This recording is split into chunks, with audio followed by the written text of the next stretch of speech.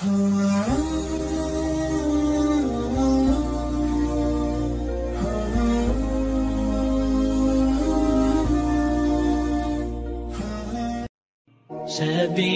الدموع سبيل مريح، تنهدى يا صاحي كي تستريح. Bismillahirrahmanirrahim. Assalamualaikum warahmatullahi wabarakatuh. Waalaikumsalam warahmatullahi wabarakatuh.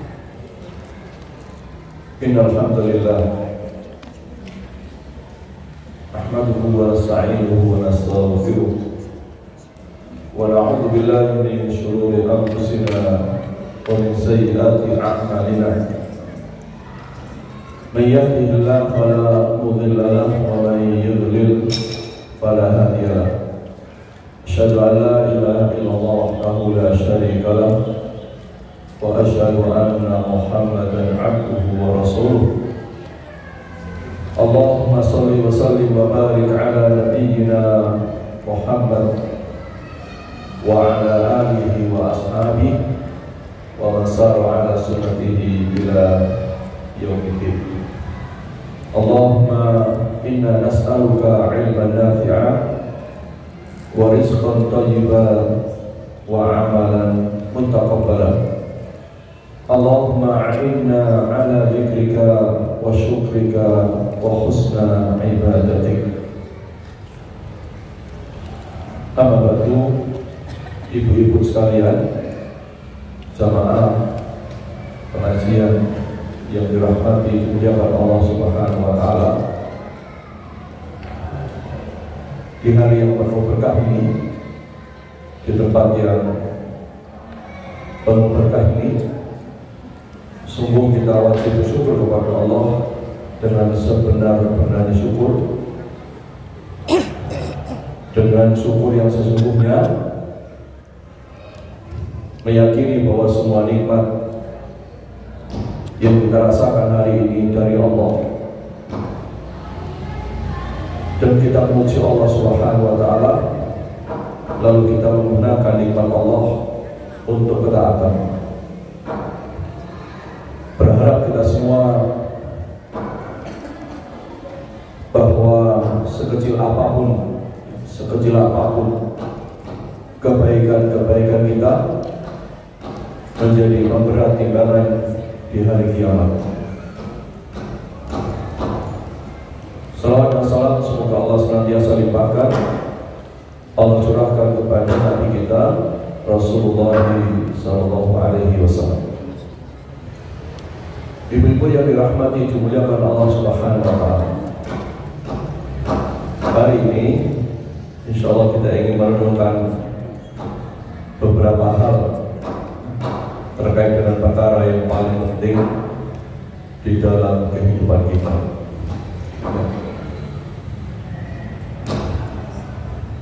Kita insya Allah sangat ingat ya, pesan Nabi Sallallahu Alaihi Wasallam.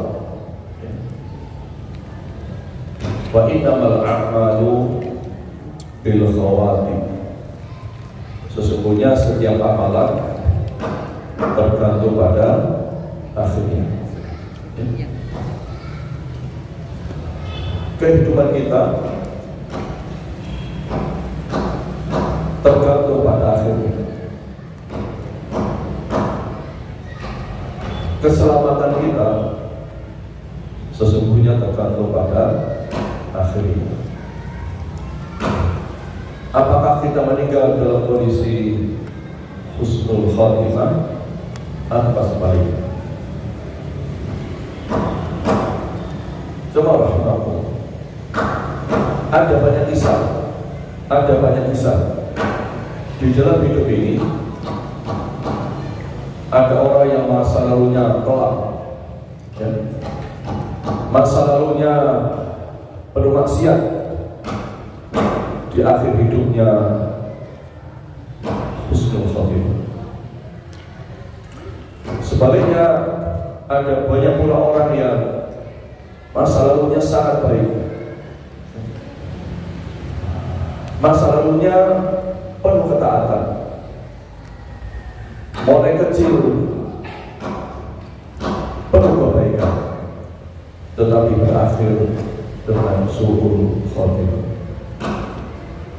Jemaah para kami sampaikan di sini berulang-ulang untuk mengingatkan kita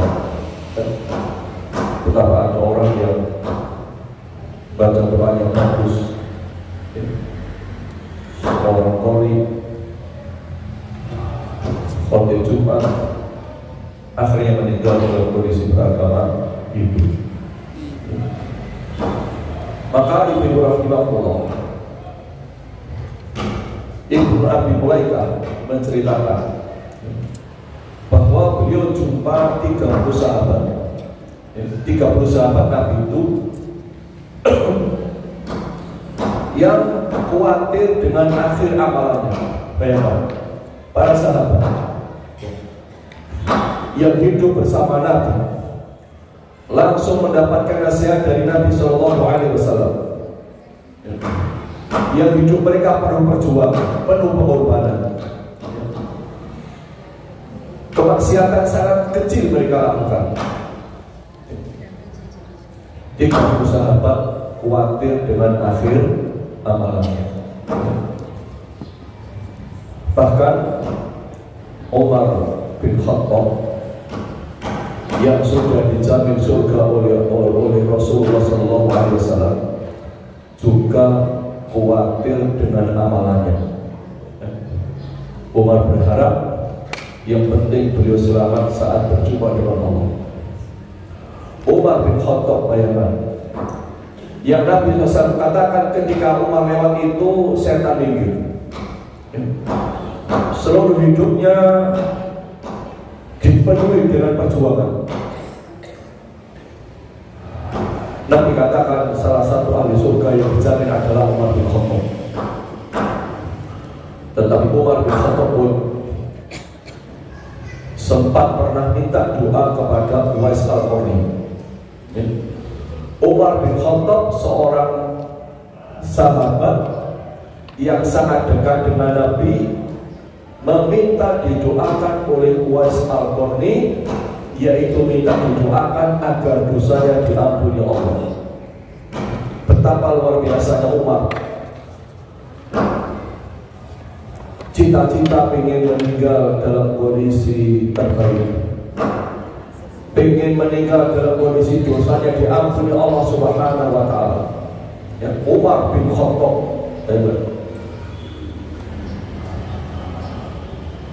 Siapa lagi Bapak Ibu?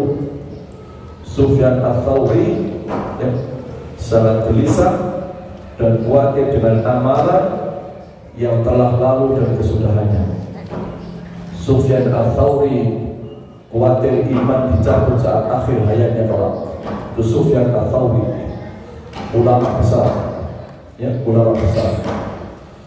Ibu rahimahullah, kita juga insya Allah sangat kenal kisah Bal'am bin Bawrah. Ya. Siapa itu? Seorang ulama ahli ibadah di zaman Nabi Musa alaihissalam. Ya. Begitu luar biasanya Bal'am bin Bawrah, ibadahnya, ketaatannya, kesolehannya, sampai kemudian dikenal Bal'am bin Bawrah ini doanya sangat mustajab. Doanya dikenal oleh masyarakat di masa Nabi Musa itu sangat mustajab, sehingga ada banyak orang ketika minta sesuatu, pengen sesuatu, datang kepada Bal'am bin Bawrah minta didoakan. Begitu luar biasa Bal'am bin Bawrah.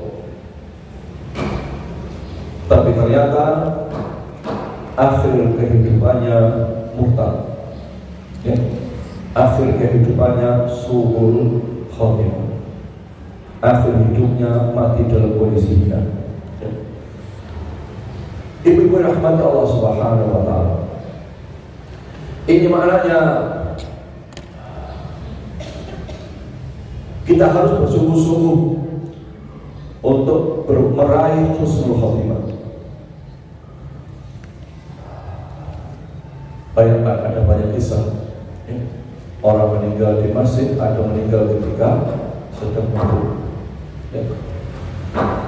Maka ibu rahmati Allah Subhanahu wa Ta'ala, kalau kita semua dalam hati benar-benar pengen meninggal husnul khotimah, dan saya yakin kita semua pasti pengen meninggal husnul khotimah. Ya. Seburuk apapun orang pasti ingin meninggal husnul khotimah. Apalagi kita semua, kita pasti ingin semuanya meninggal husnul khotimah. Maka ada beberapa hal, ada beberapa amalan, ada beberapa perkara penting agar kita dimudahkan untuk meninggal dalam kondisi husnul khotimah. Ibrahim. Pertama yaitu benarnya akidah dan ibadah. Ya. Benarnya akidah dan ibadah kita, tauhid kita dan amal-amal kita. Ya. Ini perkara pertama dan perkara paling penting. Baik. Ini perkara pertama dan perkara paling penting. Ya. Sebagaimana Allah janjikan, A'udzubillahi minasyaitonirrajim. Innal ladzina qalu rabbuna Allah tsumma istaqamu tatanazzalu 'alaihimul malaikah alla takhafu wa la tahzanu wa abshiru bil jannah allati kuntum tu'adun. Sesungguhnya orang-orang yang mengatakan Tuhan kami ialah Allah, kemudian mereka meneguhkan pendirian mereka, maka malaikat akan turun kepada mereka dengan mengatakan, alla takhafu, jangan takut, wala tahzanu, dan jangan merasa sedih, wa abshiru bil jannah, dan gembirakanlah mereka dengan surga yang telah dijanjikan Allah Subhanahu wa Ta'ala. Jadi Ibrahim, masalah tauhid ini menjadi penting, ya. Masalah akidah ini menjadi kunci paling utama.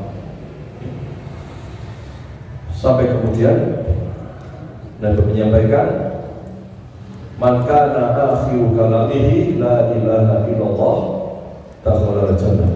Siapa yang di akhir hayatnya bisa mengucapkan la ilaha illallah, maka dia masuk surga. Dan baca la ilaha illallah di akhir hayat itu, hari ini semua orang Islam kalau disuruh baca itu pasti bisa. Pasti bisa. Tapi ternyata tidak semua orang di akhir hayat bisa baca la ilaha illallah. Semua orang bisa. Sampai anak kecil disuruh baca bisa. Orang tua, sangat tua baca bisa. Tapi kenapa tidak semua orang di akhir hayat bisa baca itu? Karena ini bukan hanya soal lisan, ini bukan soal hafalan, tapi kalimat ini adalah apa yang benar-benar hadir di dalam jiwa kita, kokoh di dalam hati kita, maka itu yang akan memudahkan kita baca la ilaha illallah. Jadi ini penting. Kalau orang itu terbiasa tiap hari rutin zikir la ilaha illallah, dalam hatinya yakin dengan kalimat ini, insya Allah dalam situasi yang sulit dia akan otomatis mengucapkannya. Ibu, kamu dengar? Kita sering kali menyaksikan orang, mohon maaf, misalnya tiba-tiba dia terjatuh, spontan mengucapkan kalimat buruk. Bahasa Jawanya misu. Kenapa? Itu menjadi kebiasaan lisan. Itu kebiasaan lisan, mendarah daging dalam jiwa. Ada orang kena musibah sedikit aja begitu, astagfirullah. Otomatis, gak pakai dipikir tiba-tiba. Otomatis Maka ibu rahimahullah, pentingnya kita ini menguatkan tauhid akidah di dalam jiwa kita dan sering-sering pikir kapan saja. Ibu-ibu, kadang-kadang kita di jalan, betul? Ada orang di jalan sepeda motor sambil nyanyi, betul? Ya, di mobil dia di setel nyanyi musik. Baik. Hendaknya kita semua menghindari itu.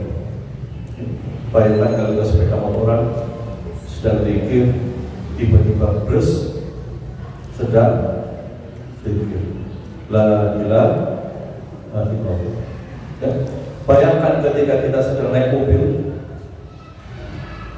kita dengarkan ngaji, kita dengarkan murotal sambil kita zikir, qadarullah tiba-tiba kecelakaan, meninggal sedang berzikir. Ibu rahimahullah, beberapa tahun yang lalu, kira-kira tanggal 15 September 2 pekan yang lalu, hari Ahad,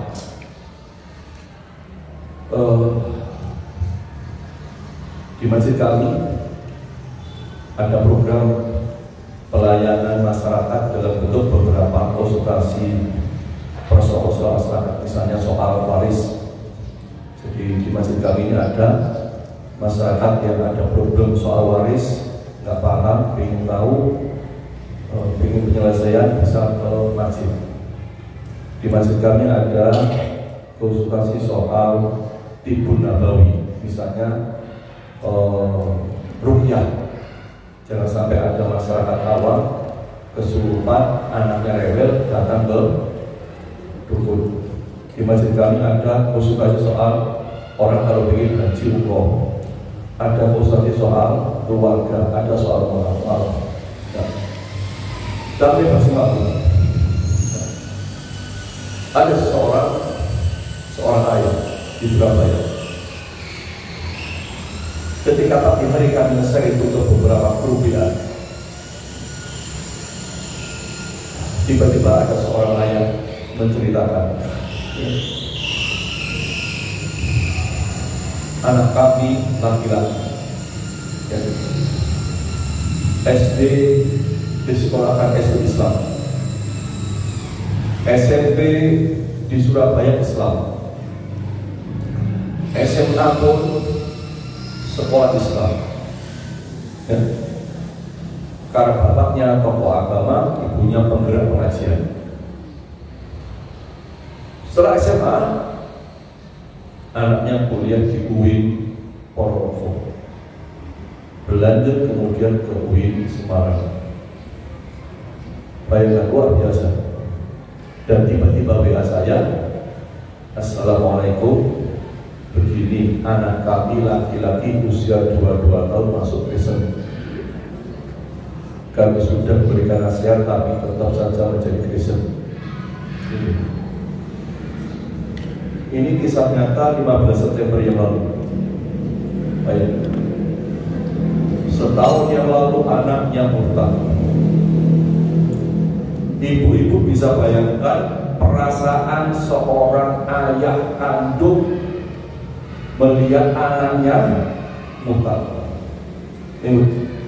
Ibu-ibu bisa bayangkan kalau itu anak kita. Bayangkan.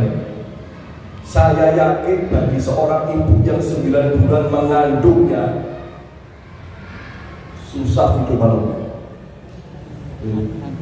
Saya yakin cuma tangis yang keluar dari kesedihan dialami keluarga. Baik, ini sebab baik. 15 September yang lalu, diajak ngobrol malu, diajak bicara marah. Sekolahnya semuanya Islam, kuliah di UIN Purwokerto Semarang, lalu murtad. Ngeri.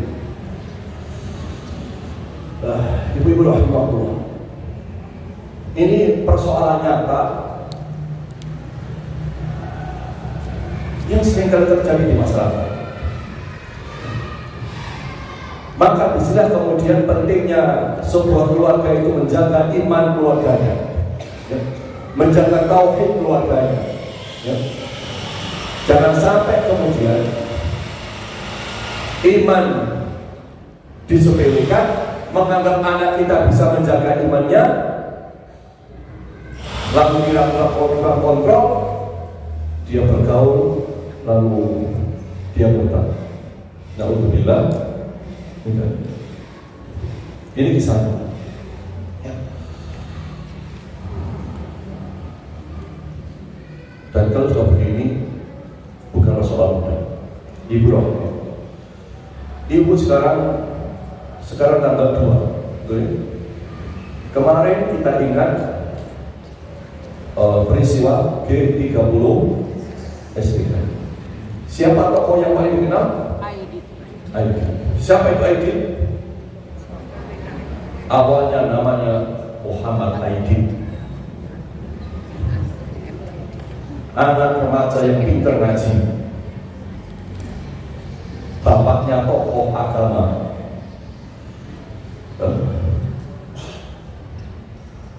Aidit itu nama aslinya Muhammad Aidit.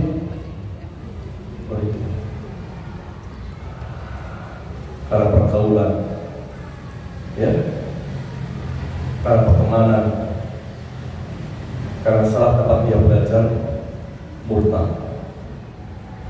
Akhirnya namanya Muhammad dihilangkan, diganti dengan DN Aidit. Banyak kisah nyata. Jadi kalau di zaman sahabat, di zaman tabi'in, banyak terjadi orang murtad, mereka orang-orang soleh, mereka orang-orang alim. Hari ini pun kisah itu berulang-ulang. Na'udzubillah min dzalik. Dan itu bisa menimpa siapa saja. Ya. Yang orang alim saja kemudian bisa murtad, orang yang soleh saja bisa murtad, orang yang agamanya bagus bisa murtad, apalagi orang seperti kita. Maka harus lebih berhati-hati. Bahkan ibu rahimahullah, salah satu konsultan di masjid kami yang menangani soal ruqyah syariah menceritakan kepada saya, ada seorang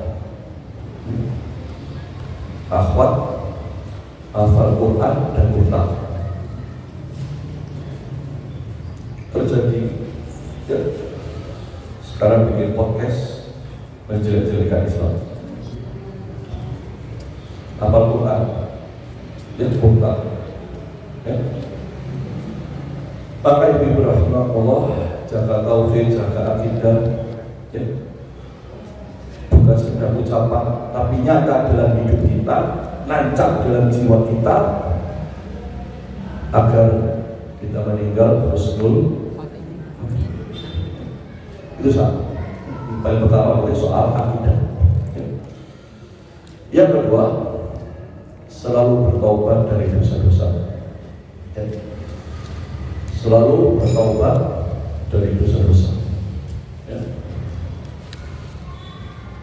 Nabi kita selalu menyampaikan, tuba liman wajada fi sahifatihi istighfaron katsiran.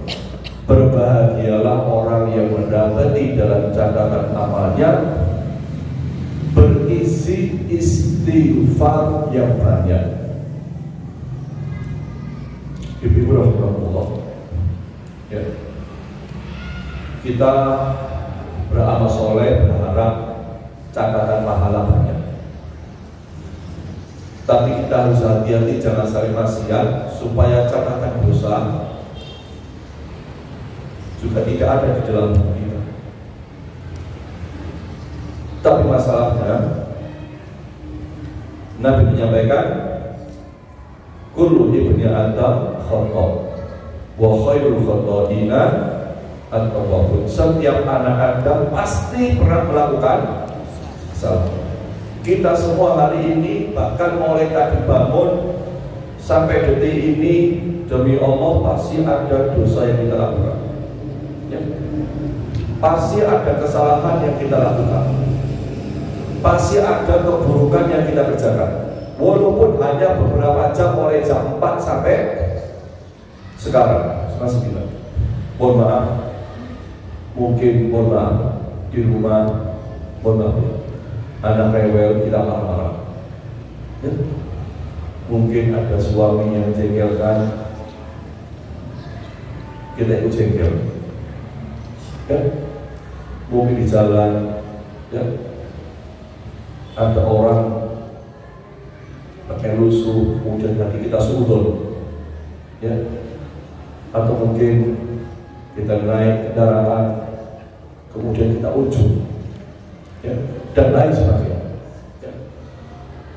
Tapi ibu rahimahullah, Nabi sampaikan, setiap orang pasti salah, setiap kata pasti melakukan dosa, dan sebaik-baiknya orang melakukan dosa adalah yang bertobat, ya. Ibu rahimahullah, Nabi katakan dalam hadis ini, berbahagialah orang yang mendapati dalam catatan amalnya berisi istighfar yang banyak. Kenapa seperti itu?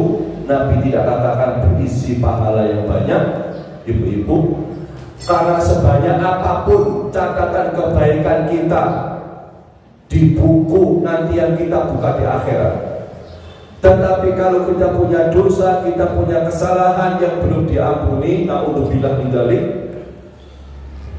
kita akan celaka di akhirat, masuk neraka dulu. Tapi sekecil apapun amal kita, sesedikit pun ibadah kita, dan dosa kita yang sangat banyak diampuni Allah karena kita istighfar, itulah orang yang selamat, ya. Sebanyak apapun dosa kita, sekecil apapun ibadah kita, kalau kita bertaubat kepada Allah, beristighfar, kita orang selamat.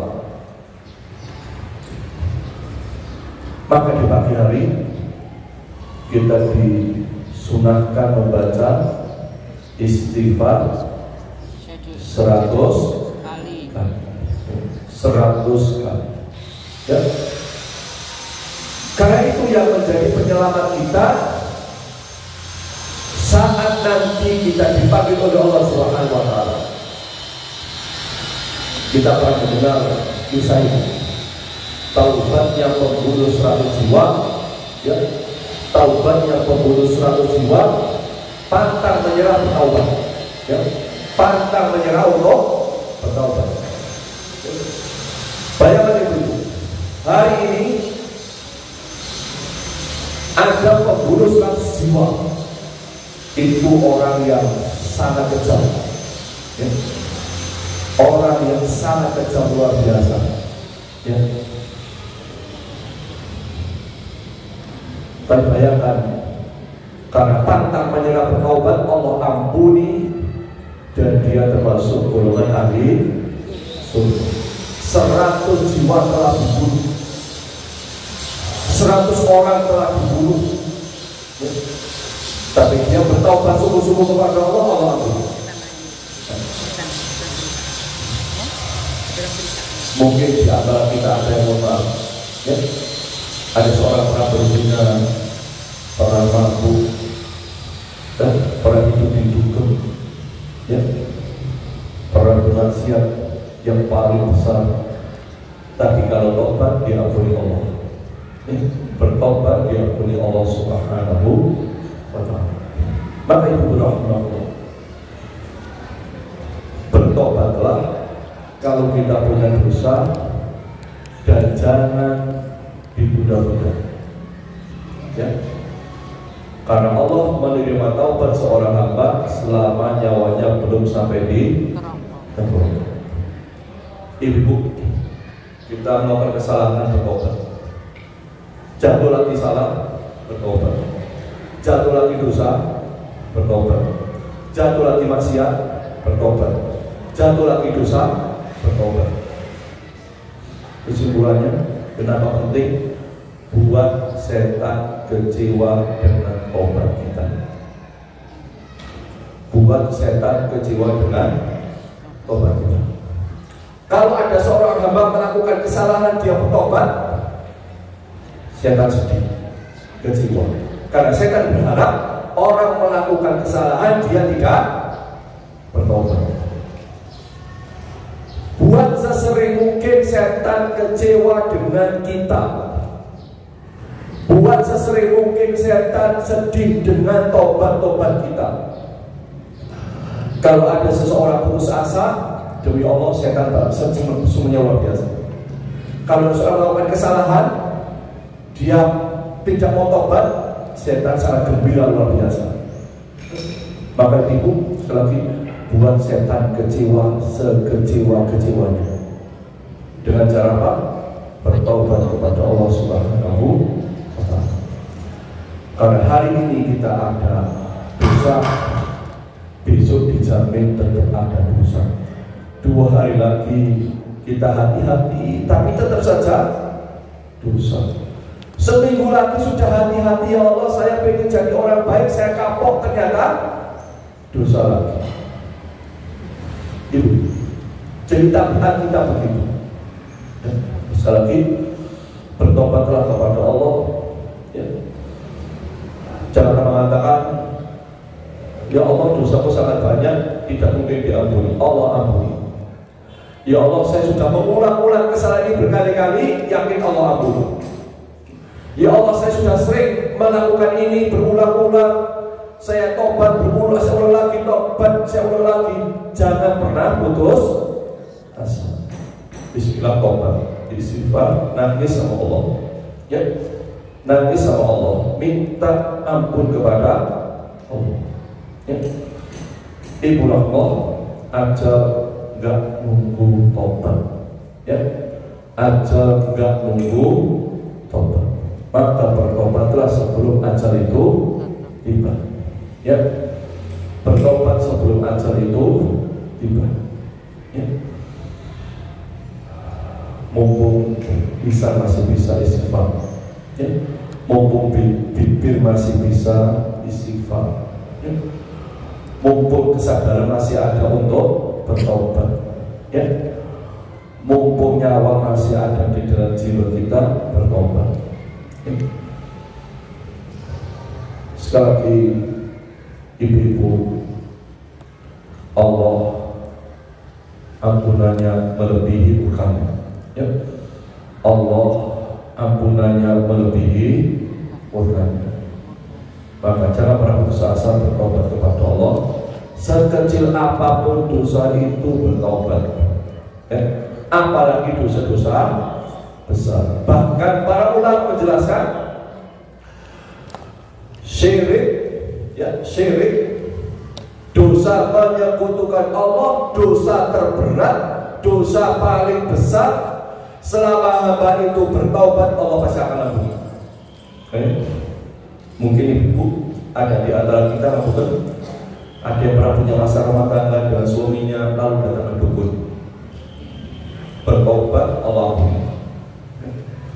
Mungkin ada di antara kita pernah kehilangan sepeda motor, datang ke dukun, Allah ampuni. Ya. Mungkin mohon maaf, ada di antara kita, mohon maaf, pernah datang ke kuburan, minta di kuburan, tobat, Allah ampuni. Ya. Jadi sebesar apapun dosa, sebesar apapun maksiat, segera bertobat kepada Allah Subhanahu wa Ta'ala. Yang ketiga, selalu berbaik sangka. Husnuzon. Ya, husnuzon. Menjaga hati. Ya, menjaga hati agar selalu baik. Sampai kemudian Nabi menyampaikan, la yamutanna ahadukum illa wa huwa yuhsinu dhanna billahi azza wa jalla. Janganlah salah seorang di antara kalian meninggal dunia kecuali dalam keadaan berprasangka baik kepada Allah. Berprasangka baik kepada Allah. Ya. Karena seorang muslim selalu sangat yakin bahwa apapun yang Allah timpakan kepada dia itu sesungguhnya adalah kebaikan. Ya. Semua adalah kebaikan.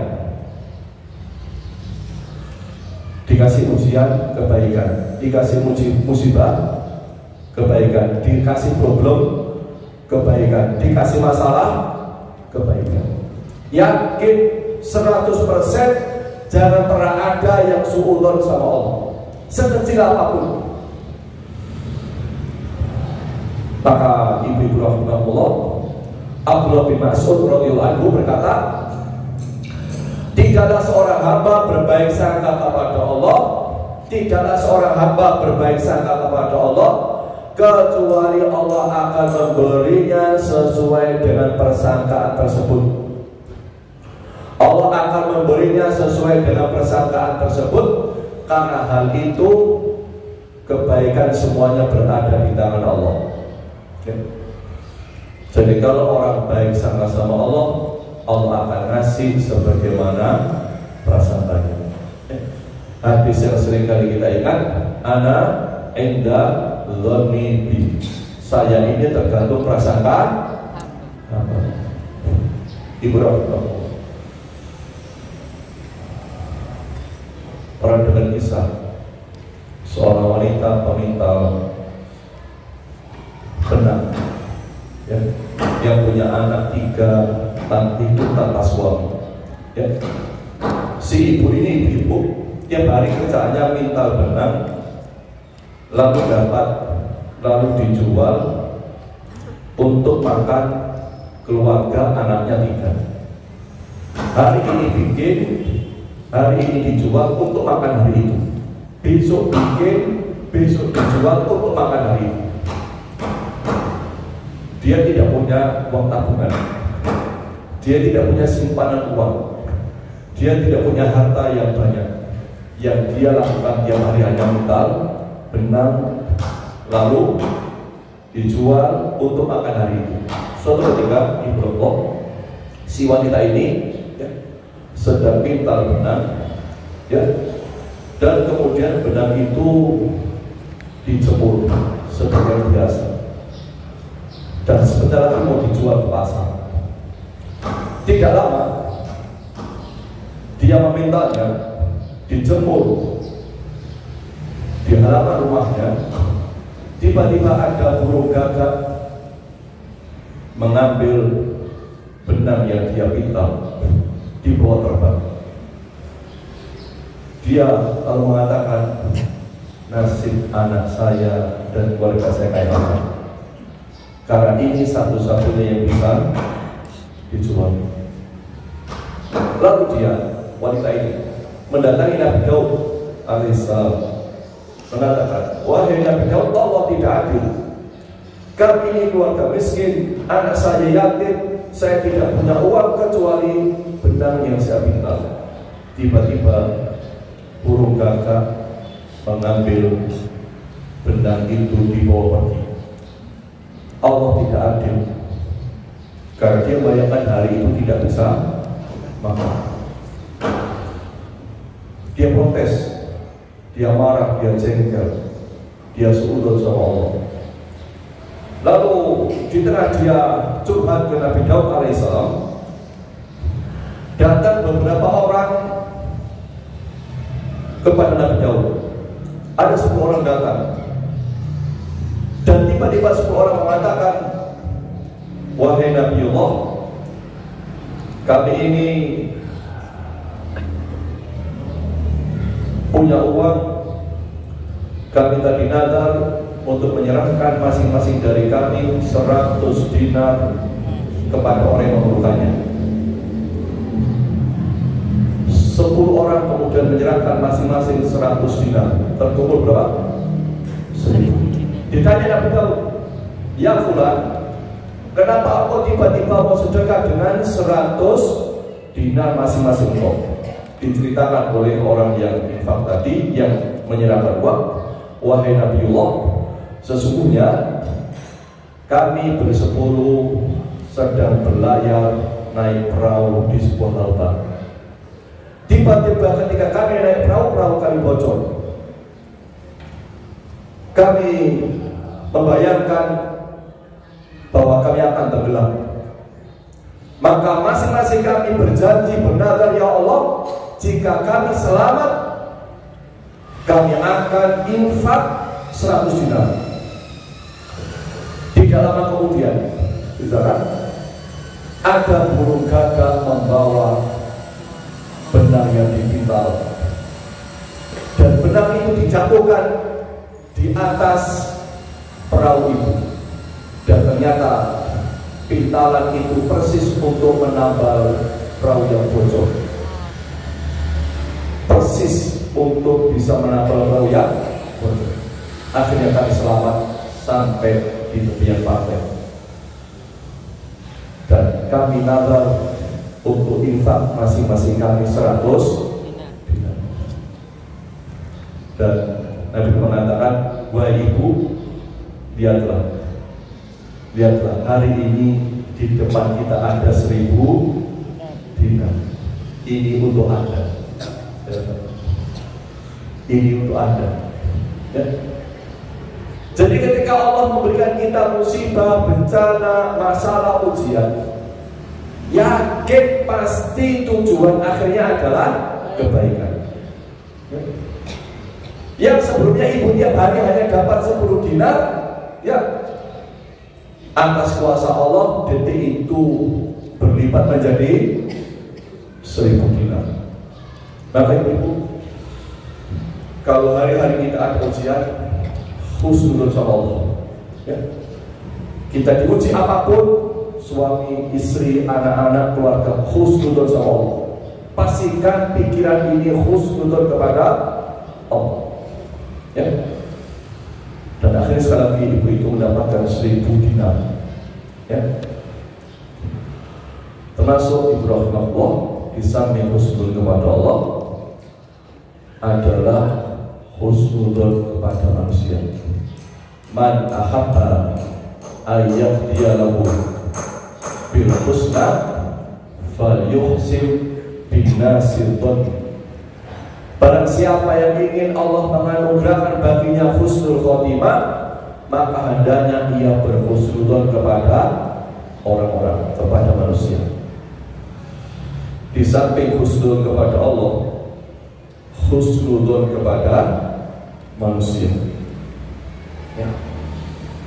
Kepada teman, sesama teman berbaik sangka, kepada keluarga berbaik sangka, kepada suami berbaik sangka, ya, ibu-ibu, ya, kepada anak-anak berbaik sangka, ya. Jangan ada yang buruk sangka kepada siapapun seluruh kita. Allah katakan, inna ba'dal dzanni ithmun, sebagian buruk sangka adalah dosa. Jadi kalau ada orang berburuk sangka misalnya segini ibu, buruk sangka segini, maka sebagian dari buruk sangka ini adalah dosa. Walaupun pikiran kita benar, yang kita sangka itu, Allah katakan sebagian buruk sangka adalah dosa. Walaupun yang kita pikirkan tentang dia, tentang kejelekannya, fakta 100% kita lihat dengan mata kepala kita, tetap saja buruk sangka itu adalah dosa. Jangan pernah ada di pikiran buruk sangka, jangan pernah ada. Termasuk kepada keluarga, termasuk kepada suami, ibu-ibu rahmatullah. Misalnya kamu begini, ibu-ibu pernah saya ceritakan kisahnya bagaimana Nabi SAW dengan Aisyah. Pernah dengar kisahnya ya? Nabi duduk bersama Aisyah, lalu utusannya bawa kue, ya. Di depan tamu-tamunya, Aisyah tiba-tiba mukul kue, jatuh tumpah ke tanah. Ibu-ibu, mohon maaf, apa yang dilakukan Nabi ketika itu? Nabi kumpulkan kue yang jatuh ke tanah sampai semua berada di atas nampan kumpul lagi. Lalu Nabi katakan di depan sahabat, gharrat ummukum, ummul mukminin sedang cemburu. Mana kisahnya ibu ya? Ya. Nah, Nabi husnuzon kepada Aisyah. Yang dipikirkan Nabi bukan soal, mohon maaf, Aisyah melupakan kue, tapi yang bukan adalah kenapa Aisyah mukul kue. Apa faktor Aisyah mukul kue? Bukan soal kue dipukul jatuh, enggak. Bukan soal rupanya kue, tapi soal kenapa kue ini jatuh.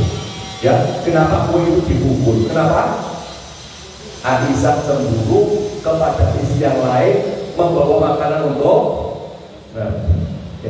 Jadi pikirannya jauh ke belakang, bukan hanya soal kejadian tersebut. Jadi ibu, kalau ada masalah rumah tangga, misalnya suami di rumah tiba-tiba marah, perhatikan baik-baik, jangan sekedar dilihat marahnya suami, tetapi kenapa suami jadi marah. Ya, ketika anak kita ngambek, jangan dilihat anak kita ngambek, tapi kenapa anak kita ngambek. Ya, jadi apapun yang terjadi itu dilihat apa latar belakangnya, tidak semata-mata yang kita lihat di depan mata kita.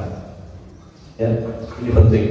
Sebagaimana Nabi tahu Aisyah ini mukul makanan kue, tahu, tapi bukan itu dilihat. Dia adalah Aisyah sedang cemburu. Ya, nah ini penting.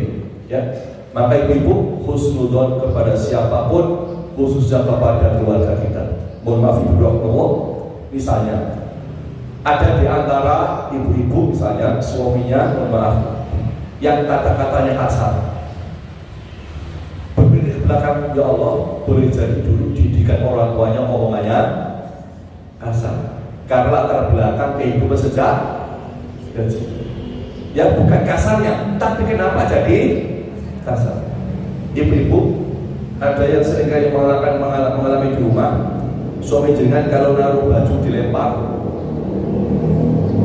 atau naruh anduk sekelanya atau naruh sepatu asal meletakkan, ya, atau piring habis makan gak dibawa ke dapur. Jangan dilihat itunya, tapi lihatlah boleh jadi dulu didikan orang tuanya begitu. Ya, karena dulu didikan orang tuanya begitu, boleh jadi dulu si suami kita itu dulu ketika dia bersama orang tuanya, semua diurus orang tuanya 100%. Ya, dan dibiarkan sama orang tuanya. Akhirnya sekarang jadi begitu. Dan jangan kemudian berekspektasi, saya nasihati pasti nanti berubah. Ada yang kisahnya sampai 5 tahun gak berubah. Ada yang 10 tahun kita berumah tangga juga tetap begitu. Ada yang 20 tahun juga masih sama sebagaimana awal kita menikah. Jadi ibu-ibu, ini persoalan masa lalu yang luar biasa. Ya, maka itu penting untuk kita pahami. Tidak serta-merta bisa berubah sekejap mata. Ya, maka berhusnudzon tentu ada sesuatu yang menyebabkan seperti itu. Allah. Dan orang yang husnudzon itu orang yang hatinya yang bersih, dan itu bawa keselamatan. Yauma la yanfa'u malun wa la banun illa man atallaha bi qalbin salim. Yaitu hari harta dan anak-anak laki-laki tidak berguna kecuali orang yang menghadap Allah dengan hati yang bersih. Ya, hati yang bersih dari suudzon, hati yang bersih dari buruk sangka.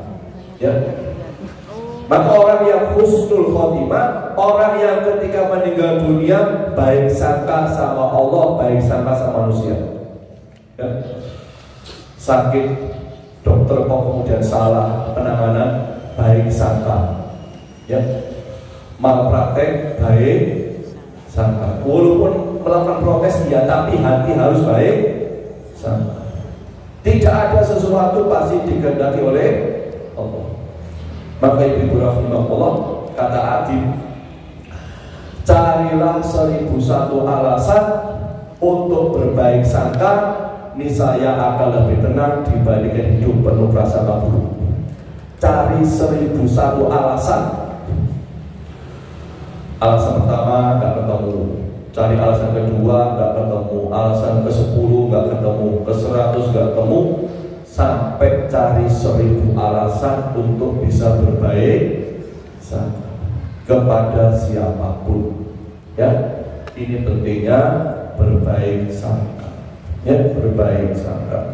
Ibu Ronggo, ada kisah, ya, ada kisah Tolha bin Abdurrahman bin Auf. Suatu saat dia dengan istrinya. Tolha ini orang kaya raya, karena ayahnya kaya raya, Abdurrahman bin Auf kaya raya. Suatu saat istrinya ngomong, aku tidak pernah melihat orang yang lebih buruk daripada saudara-saudara wahai suamiku. Kata istrinya kepada suaminya. Mengapa? Kata suaminya. Istrinya tanya begitu. Kata istrinya, saya melihat dan memperhatikan mereka, saudara-saudara suaminya ini.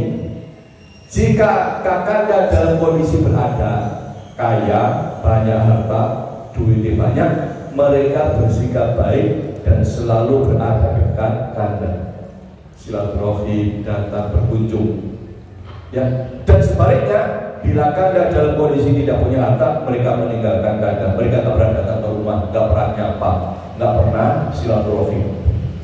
Ibu bayangkan seorang istri melihat suaminya begitu. Suaminya kaya, semua saudaranya datang. Suaminya hartanya banyak, keluarganya silaturahmi.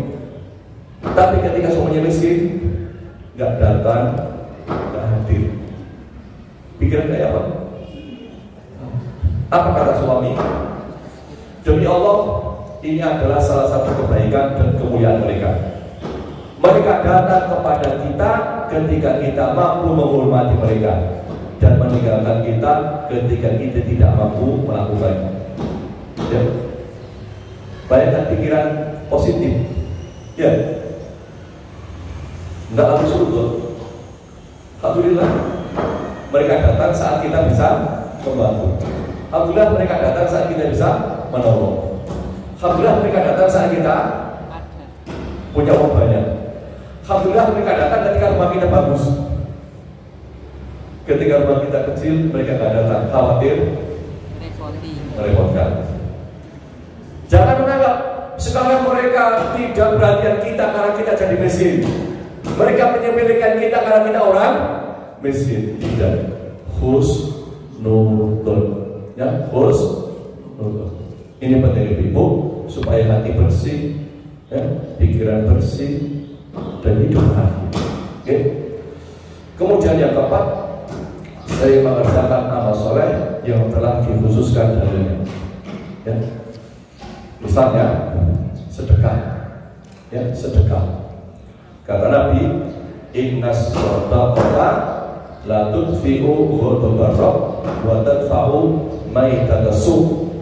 Sesungguhnya sedekah benar-benar memadamkan kemurkaan Rabb dan mencegah kematian su'ul khotimah. Jadi kalau ingin husnul khotimah, banyak sedekah. Ingin meninggal baik, banyak sedekah. Ya, semampu kita.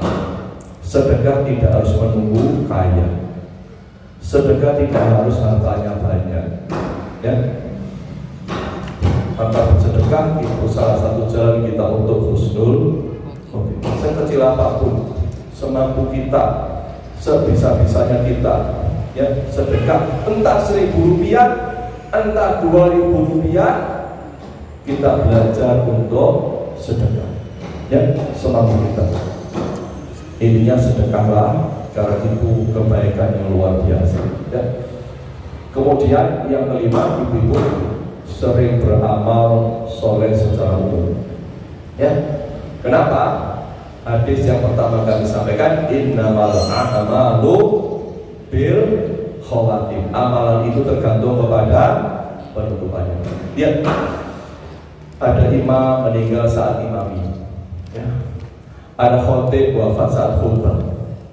Ada ibu-ibu meninggal saat baca Al-Quran, ya. Ada peserta lomba tadarus di Makassar meninggal saat tadarusan baca Al-Quran. Ya, jadi intinya ibu-ibu rahimahullah, lakukanlah amal-amal soleh, amal-amal kebaikan, karena kita itu nanti akan diwafatkan sesuai dengan kebiasaan. Ya, ya.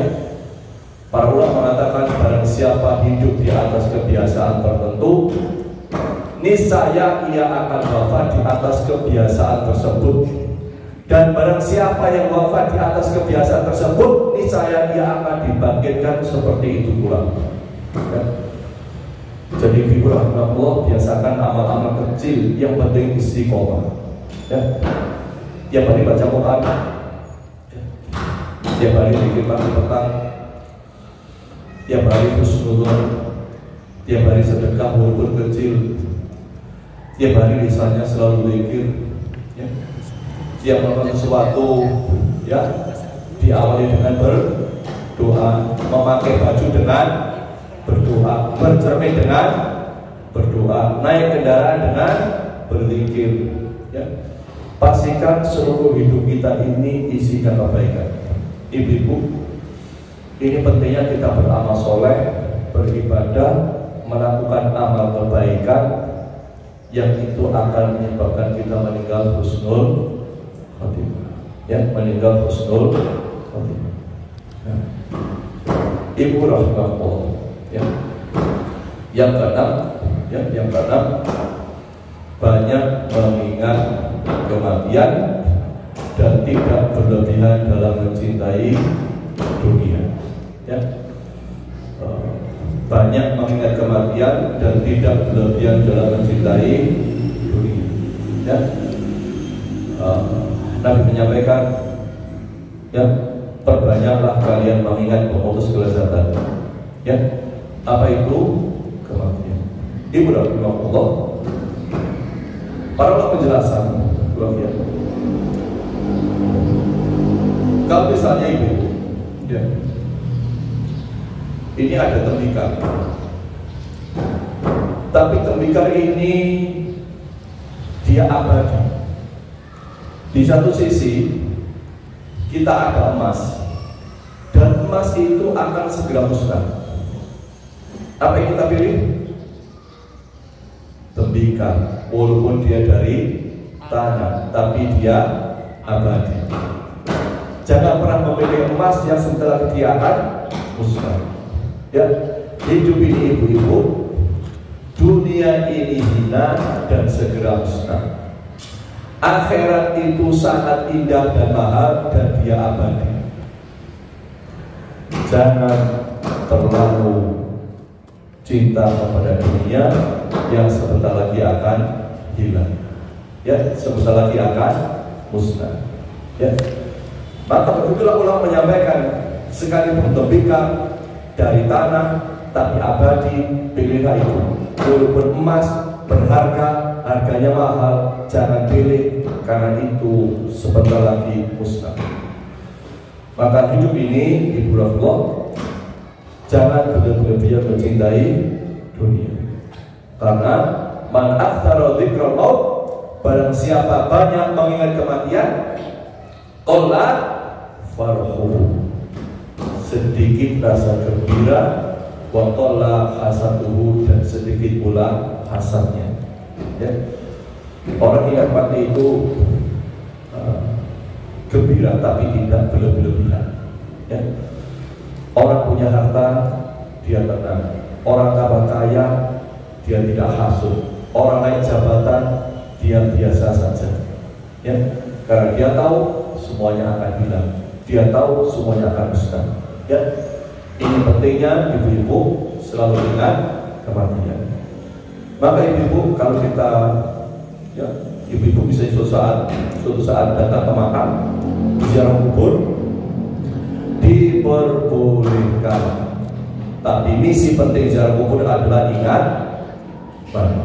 Ya. Ibu-ibu sekali-kali ajak anak, ajak suami, ajak keluarga ke makam. Kasih nasihat anak di atas makam. Insya Allah itu nasihat yang luar biasa. Ya, ajak anak, keluarga, saudara ziarah kubur, lalu nasihati anak di atas makam. Itu nasihat yang berharga. Saya pernah suatu saat ibu, dulu sebelum Ramadan, biasanya orang mau Ramadan kan ziarah kubur. Ramadan yang lalu kami ajak saudara, anak, keponakan ziarah makam orang tua. Bersihkan makam, iya, supaya nggak dihinakan orang. Bersihkan makam, iya, supaya kelihatan ini makam yang jelas, nggak sampai dilewati orang sembarangan. Sesudah itu kita lakukan, ajak duduk semua, nasihati di atas makam. Hari ini orang tua sudah wafat, besok menyusul kita, besok menyusul kita. Perbanyak amal soleh, ya, karena yang berguna di akhirat bukan harta. Ibu-ibu mohon maaf, kalau jam 10 kita mati, ya mungkin tuh, mungkin syarat mati bukan uang. Banyak orang udah mati. Syarat mati bukan sakit. Banyak orang sehat pun mati. Bayangkan jam 10 meninggal dunia, ampun ibu-ibu ya, di rumah punya uang 1 triliun, serupiah gak tolong di alam kubur, ya, serupiah gak tolong di alam kubur. Jam 11 dimakamkan, dikuburkan. Di dunia pangkatnya jenderal bintang 4, secuil pangkat gak tolong di akhirat, ya, gak ada manfaatnya semuanya kecuali amal-amal kita. Maka pentingnya ingat mati, ziarah kubur, ke makam. Tujuan utamanya agar kita semakin taat kepada Allah, ya. Ini pentingnya ingat kematian. Ibu rahmatullah, jangan sampai ke makam kamu gembira ria, ya, bercanda, guyon, ya, bahkan kamu ada yang kemudian main-main di makam, ya, apalagi sampai minta-minta di makam. Jangan, ya, jangan. Dan bahkan anjuran kita kalau ke makam mendoakan orang yang meninggal dunia, ya, meninggal dunia, ya. Kemudian yang berikutnya, Allah berdoa agar tidak dikuasai oleh syaitan ketika menjelang ajal, ya, berdoa kepada Allah agar tidak dikuasai setan ketika menjelang ajal, ya. Allahumma inni a'udzubika ayyatakhabbatani syaitan indal maut. Ya Allah, aku berlindung kepadamu dari gangguan setan pada saat akan meninggal dunia. Jadi ibu, salah satu urusan paling berat itu saat kita menjelang wafat, sakaratul maut, ya. Itu paling berat, paling sulit, ya, buat seseorang. Maka sampai Nabi menyampaikan agar ketika ada orang sakaratul maut di talqin, karena berat sakaratul maut. Sebagaimana orang ketika sakit yang dipikir hanya sakitnya, orang ketika nazak sakaratul maut yang dipikirkan adalah sakitnya. Maka perlu ada yang mengingatkan, menasehati agar bersabar, ditalqin, ya. Dan kita ketika hidup begini sering-sering minta kepada Allah agar saat kita meninggal dunia terbebas dari gangguan setan. Ibu-ibu, jadi kalau ada orang keluarga kita mau meninggal dunia, ya, yang penting itu talqin. Talqinnya la ilaha illallah. Gak perlu baca panjang, gak usah la ilaha illallah Muhammad Rasulullah, gak perlu. Gak perlu baca syahadat, gak perlu. Intinya baca la ilaha illallah, cukup itu. Kalau kemudian ibu-ibu perhatikan, kalau sedang talqin, perhatikan, ya. Ketika yang saudara kita sedang nazar itu, kita talqinkan la ilaha illallah, dan dia sudah membacanya, cukup hentikan, jangan diterusin lagi. Nanti kemudian kalau sesudah dia baca la ilaha illallah ternyata dia ngomong yang lain, baru ditarik lagi. Misalnya la ilaha illallah yang diulang, aduh, baru tarik lagi. Maka ini perlu diperhatikan kalau kita sedang di dekat orang sakaratul maut, harus perhatian. Jadi kalau dia baca la ilaha illallah, perhatikan saja. Kalau dia tidak ada ucapan apapun, tidak ada kalimat apapun, tidak ada keluh kesah apapun, biarkan. Baru kalau udah ngomong yang lain, misalnya ambilkan saya air misalnya, tarik lagi. Panggilan dokter, tarik lagi. Oh, misalnya infusnya mau habis ngomong, tarik lagi. Bilang aduh, tarik lagi. Ya, sepanjang dia baca la ilaha illallah dan tidak ngomong apapun, cukup di situ.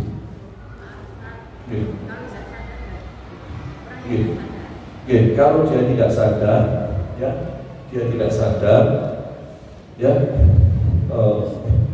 kalau kira-kira dia masih bisa mendengar, ya, tetap dibacakan. Boleh jadi dia baca di dalam hati.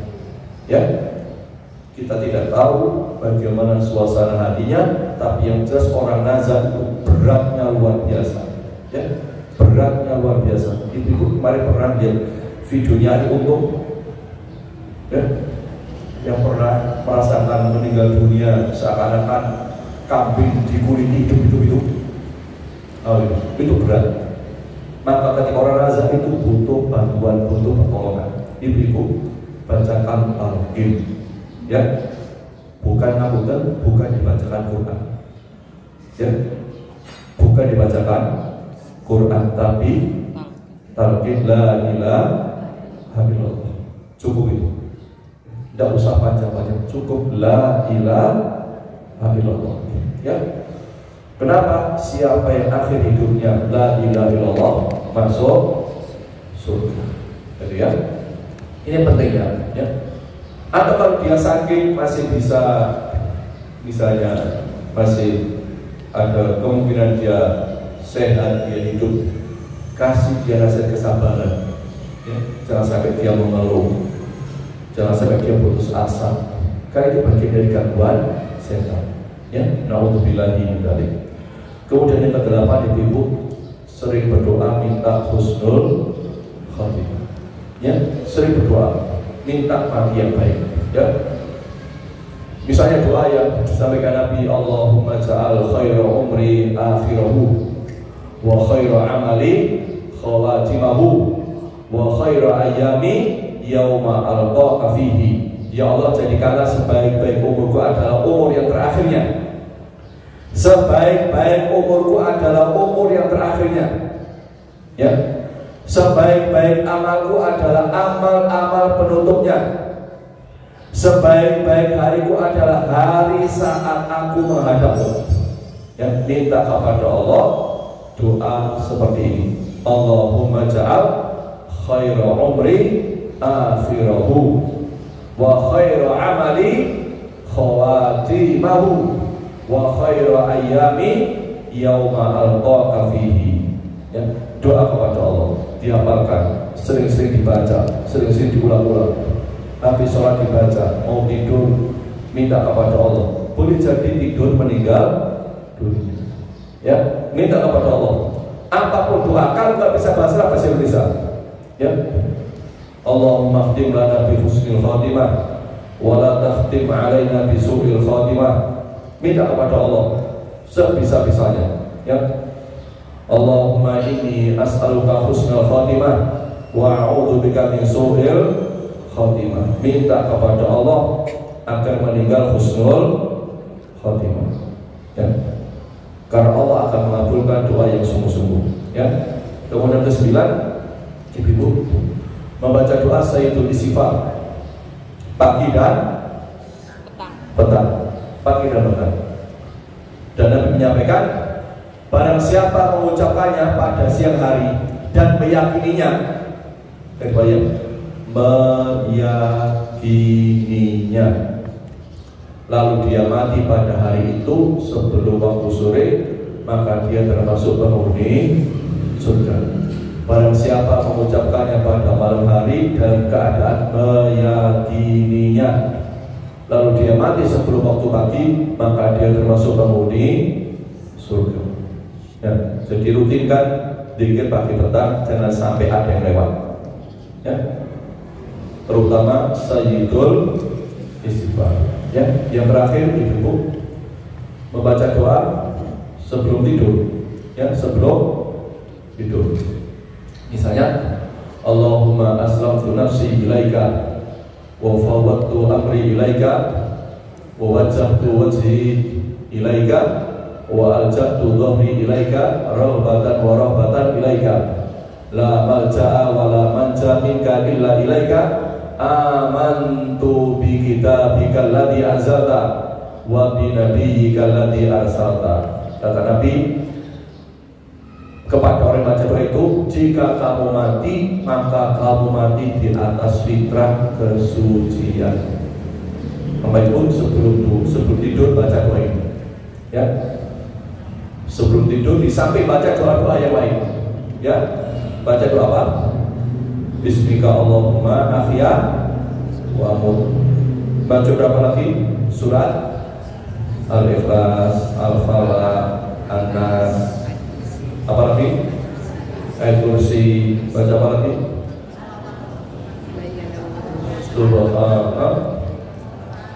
Ya, baca dikit-dikit yang disunahkan sebelum tidur. Ya. Hadap kanan berwudu. Ya, jadi banyak zikir sebelum tidur. Karena kita tidak tahu kapan kita diwafatkan Allah Subhanahu wa taala. Nah, inilah ibu-ibu 10 perkara yang perlu kita amalkan agar meninggal husnul khotimah. Ya, saya kira itu ibu rahimahullah. Ya, mudah-mudahan Allah memberikan hidayah kepada kita semua. Ya, beri hidayah kepada keluarga kita, ya, anak-anak kita, ya, orang tua kita, saudara kita. Semoga semuanya diwafatkan husnul khotimah. Saya kira itu seperti itu. Mungkin ada satu poin disampaikan. Allah ibu. Apa Ustaz? Tadi kan Ustaz menjelaskan bahwa manusia itu akan dimatikan dalam kebiasaan. Kisah Rasulullah itu kan beliau meninggal di pangkuan ibunda Aisyah, Ustaz. Nah, kita memaknai akhir, kita ambil hikmah itu akhir yang gimana dengan keteladanan Rasulullah, Ustaz? Ibu rahimahullah. Jadi husnul khotimah itu, ya, di samping dalam bentuk-bentuk dohiriyah, misalnya dohiriyah yang bisa kita lihat, contoh ya, misalnya, ya, orang wafat mungkin sedang sholat, orang meninggal mungkin sedang sujud, orang wafat sedang baca Quran, orang meninggal di medan perang. Tapi boleh jadi pula ada sesuatu yang mungkin di mata orang awam ini buruk, tapi dia meninggal husnul khotimah. Misalnya, ya, ada orang meninggal kecelakaan di jalan, ya, dia berdarah-darah, mungkin tangannya putus, mungkin kakinya lepas. Menurut orang boleh jadi ini meninggal buruk, tapi boleh jadi menurut Allah baik. Saat apa? Saat dia meninggal dunia sedang zikir, dia husnul kepada Allah, hatinya bersih. Ya. Maka ibu, kalau ada orang meninggal dalam kondisi misalnya kecelakaan, terbunuh, macam-macam, tidak boleh sujud. Boleh jadi dia meninggal dalam kondisi husnul khotimah. Boleh jadi kan? Umar bin Khattab meninggal, dia bahkan ditusuk. Ali bin Abi Thalib meninggal dibunuh. Utsman bin Affan meninggal dibunuh. Tapi dicatat dalam sejarah mereka meninggal husnul khotimah. Khalid bin Walid, panglima perang, tidak pernah terkalahkan, meninggal di atas tempat tidur. Ya, tapi meninggal husnul khotimah. Nah, maka pentingnya ibu-ibu ya, amalan-amalan batiniah, amalan-amalan hati boleh jadi menyebab orang itu husnul khotimah, husnul, yang orang tak tahu, yang orang tak bisa lihat, tapi hatinya bersih, hatinya baik, ya. Maka ibu-ibu, Rasulullah SAW meninggal di atas pangkuan Aisyah, ya. Dia boleh jadi itu meninggal nanti sedang benar-benar pasrah di rumah beliau, ya. Ada hikmahnya apa? Nabi diwafatkan di tempat meninggal dunia. Ibu, ketika itu kan sahabat bingung, gimana memakamkan Rasulullah, memandikan Rasulullah, meninggalnya di rumah Aisyah. Tapi lakukan memandikannya di tempat itu, tidak dibawa kemana-mana, mengkafainya di situ, tidak dibawa kemana-mana, dimakamkan di situ. Benar. Ketika angkat jenazah Nabi, makamnya digali, semua ada yang angkat jenazah. Masya Allah, luar biasa. Ada banyak hikmah tentu dari wafatnya Nabi di pangkuan Aisyah radhiyallahu anha. Ini maknanya adalah bagaimana kita mencontoh orang-orang mulia, orang-orang baik yang mereka meninggal husnul khotimah. Ya, itu Bu, ada lagi. Oh, monggo ibu ini. Enggak ya, waktu COVID kemarin itu kan kita tidak boleh menjenguk, bahkan mendampingi beliau yang pada saat sakaratul maut. Nah itu gimana? Ibu rahmatullah, ya, apa yang terjadi COVID kemarin dialami pun banyak orang, termasuk Pak Ali saya.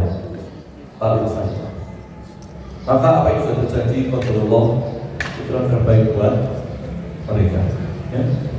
Mudah-mudahan kita doakan, kita berhusnuzon, mudah-mudahan mereka yang meninggal itu dalam kondisi sabar, kondisi ridho, ya, sehingga tergolong orang yang meninggal husnul khotimah. Ya, sudah terjadi, nggak perlu dipikirkan. Walaupun misalnya kita tidak bisa sholatkan jenazah, betul itu? Terjadi pada keluarga saya, Bapak Ibu, terjadi keluarga begitu sama, ya. Maka husnuzon, insya Allah itu terbaik buat mereka. Bahkan yang sakitnya lama, mungkin kita bisa menunggu mereka bersabar menjadi penggugur dosa-dosanya. Mereka tak bisa istighfar, tapi sakitnya yang berat itu mereka sabar penggugur dosa-dosanya. Ya, bersyukur. Kadang-kadang Allah kasih sakit itu demi kebaikan orang yang akan meninggal dunia. Allah berikan itu supaya dosanya bersih, insya Allah. Ya, wallahu a'lam. Ya. Yang belakang. Pada saat sholat itu kan ada sunat sajadah. Terus itu apa yang dikatakan? Oke. Oke. Sebagian doa ketika kita ayat sajadah. Oke. Ibu-ibu yang berbahagia, tidak hanya ketika sholat, ya, sujud ketika baca ayat sajadah itu juga di luar sholat, ya. Saat kita misalnya baca Quran begini, ketemu ayat sajadah, kita disunahkan untuk sujud. Nah, yang penting adalah begini ya. Pertama, ya, ini hukumnya sunnah. Artinya begini Bang, ya. Kalau suatu saat ada imam baca itu dia tidak sujud sajadah, tidak mengapa. Tapi lebih afdal dia sujud, gitu ya. Nah, termasuk kalau kita baca Quran di rumah atau bareng-bareng, gitu ya. Pas kita membaca atau pas kita mendengar, kita bisa juga sujud sajadah. Ya, Ibu rahimahullah, bacaan sujud sajadah itu para ulama menjelaskan beberapa hal. Ya, bahkan ada yang ulama mengatakan bacaan sujud yang biasa kita baca ketika sholat itu juga diperbolehkan ketika kita sujud sajadah. Ya, panas ya. Jadi diperbolehkan bagi ibu-ibu yang belum hafal doa sujud sajadah itu, kita baca doa sebagaimana kita sujud sajadah sholat. Oke? Nah itu. Insyaallah oke. Nah, intinya sujud ya itu bagian dari kita minta kepada Allah, ya minta kepada Allah Subhanahu wa taala. Itu cukup insyaallah Ibu. Insyaallah cukup mudah-mudahan sedikit ini menjadi manfaat buat kita semua. Ya. Mudah-mudahan duduknya kita senantiasa diberkahi Allah Subhanahu wa taala.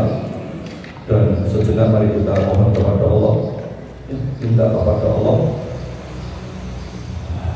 Mudah-mudahan doa kita semua yang ikhlas dari hati, ya, menjadi doa yang dikabulkan Allah Subhanahu wa taala. Bismillahirrahmanirrahim. Allahumma shalli wa sallim wa barik ala nabiyyina Muhammadin walhamdulillahi rabbil alamin.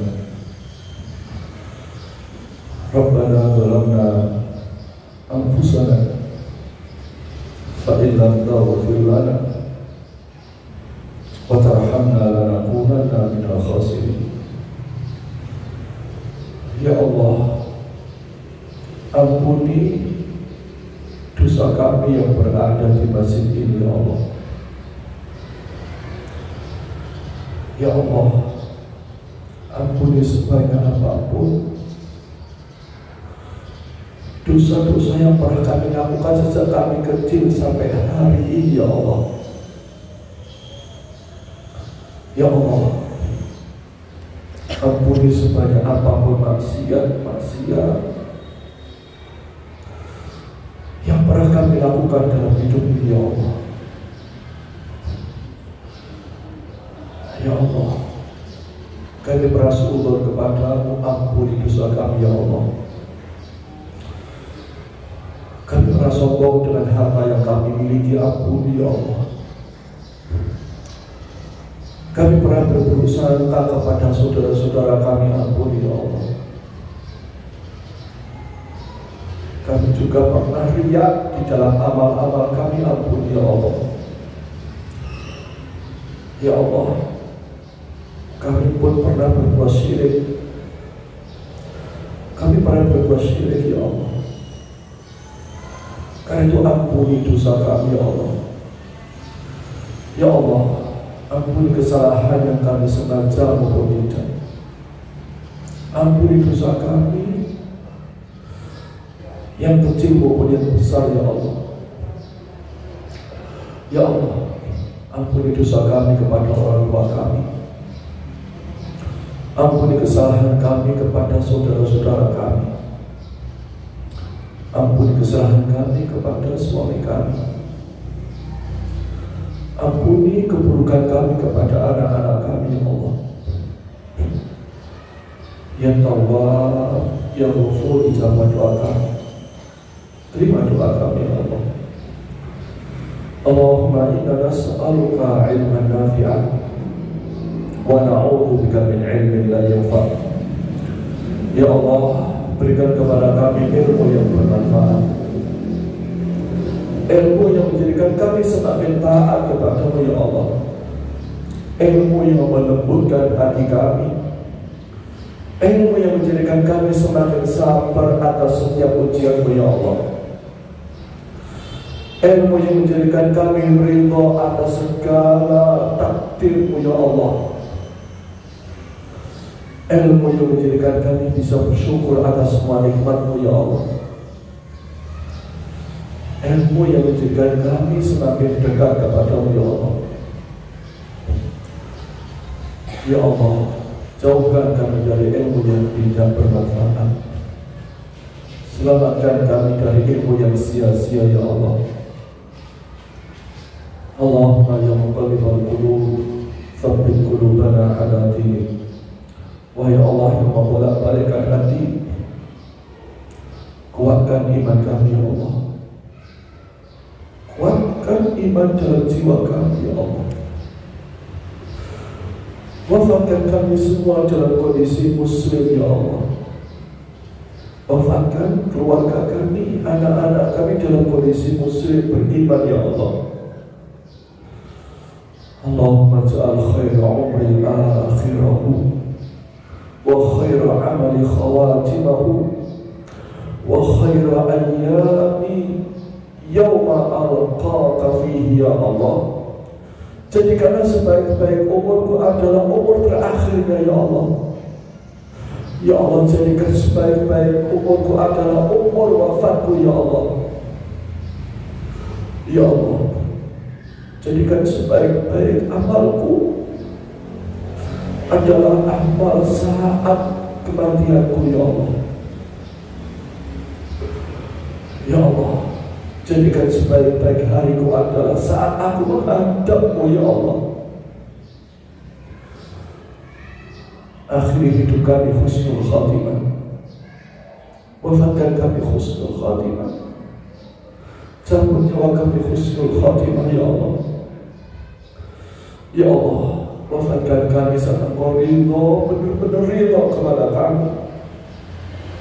Ya Allah, matikan kami saat Engkau cinta dan benar-benar cinta kepada kami. Ya Allah, selamatkan kami semua dari su'ul khatimah. Lindungi kami, anak-anak kami, keluarga kami dari mati yang buruk, ya Allah. Selamatkan keluarga kami dari mati yang hina, ya Allah. Rabbana atina fid dunya hasanah wa fil akhirati hasanah wa qina adzabannar. Ya Allah, kami ingin bahagia di dunia, ya Allah. Tapi kami ingin bahagia bersama anak-anak yang kami sayangi. Kami ingin bahagia bersama keluarga dan orang tua yang kami cintai. Ya Allah, kami ingin masuk surga-Mu, ya Allah. Tapi kami sangat ingin, benar-benar ingin ke surga ketemu anak-anak kami. Kami ingin ke surga bersama keluarga kami. Ya Allah, berikan surga terbaik untuk ibu yang kami cintai. Berikan surga Firdaus untuk ayah yang kami sayangi. Berikan keluarga kami surga terbaik, ya Allah, Firdaus, ya Allah. Ya Allah, selamatkan kami dari api neraka. Lindungi anak-anak kami dari api neraka, ya Allah. Selamatkan orang tua yang kami cintai dari pedihnya api neraka, ya Allah. Selamatkan keluarga kami dari siksa neraka, ya Allah. Wa qina adzabannar, wa qina adzabannar, wa qina adzabannar. Subhana rabbika rabbil izzati amma yasifun, wa salamun alal mursalin, walhamdulillahi rabbil alamin. Demikian ibu rahmatullah, mudah-mudahan bermanfaat. Doa kita dikabulkan Allah. Dari kami khilaf salah maaf, kami akhiri dan Allah bayyakum asma'in. Assalamualaikum warahmatullahi wabarakatuh. Allahu Rabbi wal Islamu dini wa Muhammadan Rasulullah.